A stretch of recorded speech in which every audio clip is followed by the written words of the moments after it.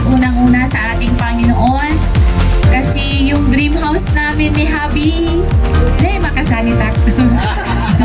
Very happy kami kasi pangarap ni Mr. noon pa na magkaroon ng kahit maliit na bahay dito sa Baguio. Kahit wala kaming relatives dito, gustong-gusto niyang tumira dito sa Baguio. Buti na lang nahanap namin ang Vastana. Iiyak na yan. Umiiyak na na. So, very thankful kami kay Lord kasi sa dami ng dream, yung pinaka, andito na.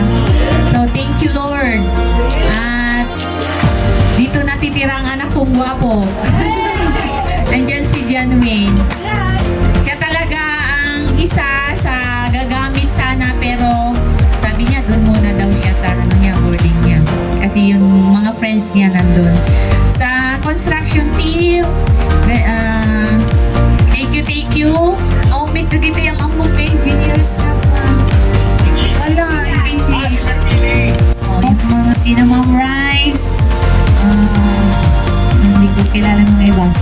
Tapos, pinaka si Granny kasi kinukulit ko siya. Thank you so much po. So, thank you sa ating lahat at sana itong bahay na cute pero maganda. Maganda. Happy si Mr. O. Magsasalita rin yan mamaya. Okay.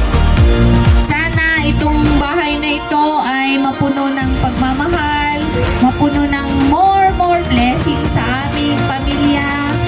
At sana yung anak ko makahanap dito ng trabaho soon at asawa. So thank you sa ating lahat. Maraming salamat Lord.